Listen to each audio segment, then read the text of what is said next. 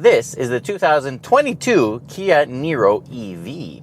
It's the SX Touring Edition, which is the top of the line here in Canada. It's like the EX Plus and then somewhat more in the US.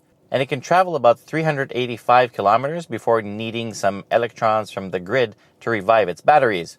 Actually, you can drive much more than the EPA range that it's rated at. You can comfortably do way over 400 kilometers, like we did, like 420, 430, which is excellent. And the good news is, at a level 2 home charger, like my amazing Flow X5 connected home charger, it will go from a 5% charge to 100 in just about 9 hours. So overnight, you can just have a full charge, which is pretty cool. So with a very respectable range, this front-wheel drive little crossover definitely deserves to be on the list of EVs you can daily drive stress-free. And stress-free it is because it's also a lot of freaking fun to drive this thing. Like especially in sport mode, you take the traction control off, and then listen to this. It has so much freaking torque that the stinks already. You can have a lot of fun, and you can peel the wheels anytime. Just look at this. I'm like taking this turn and then gas. It never gets old. You're gonna probably need to replace those tires like every couple of months. The EV motor makes 201 horsepower and 291 pound-feet of torque, and it can literally peel the wheels every time you step on it. It pulls instantly even in normal mode, and thanks to the compact size, limited weight, and great steering, it's really engaging to drive, especially when you drive it like you stole it. With a 64 kilowatt-hour battery pumping its juice consistently, 0 to 100 kilometers an hour comes in about 8.3 seconds. The top speed is not limited to 150 kilometers an hour, but I don't know how much it's limited to, but it's higher than that. The front and rear independent suspension keeps lean moderate, and dynamically it's progressive and predictable. Traction is a little bit of an issue with instant torque, but lateral grip is absolutely fine.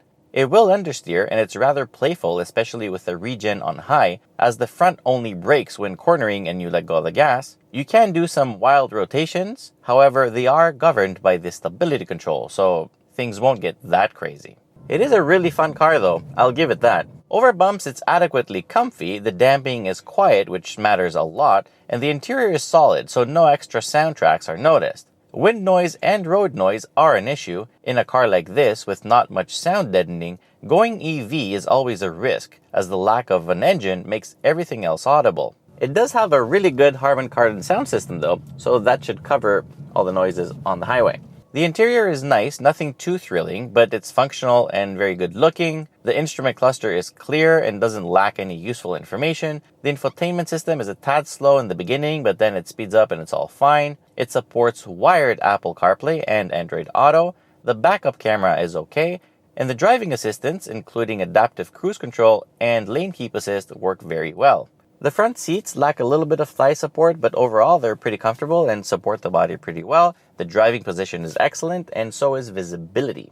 Roominess is not bad for the size. Rear passengers have a tiny tunnel to deal with in the middle. They also get really good legroom and generous headroom. 3 adults will be a bit of a squeeze width-wise, but for occasional use, it's totally fine. The trunk is a good size for the class. Kia of North America says 629 liters. The European specs say 451. I tend to believe the latter. But either way, it's a pretty good trunk. There's also some extra space under the floor, but the tailgate is manual. Looks-wise, I'm not sure if I like this or its sibling, the Hyundai KONA, more. Funny to say, but I think it depends on the color. Like on darker colors, I like this one more, and lighter colors, I like the KONA more. Prices here in Canada start at $44,995, which is the same price as the Volkswagen ID4. This well-equipped SX Touring is $56,695, which I find a bit pricey. At least this one has disc brakes all around, ID4.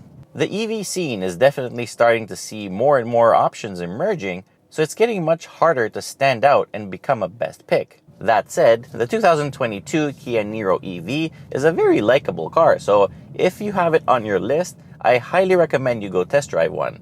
Overall score is 7.5 out of 10. If you need more space than this, check out our review on the Volkswagen ID4. If you like this video, please remember to share it with your friends, press the like button, do whatever you want, and most importantly, till next time, be well. Bye-bye. Perfect.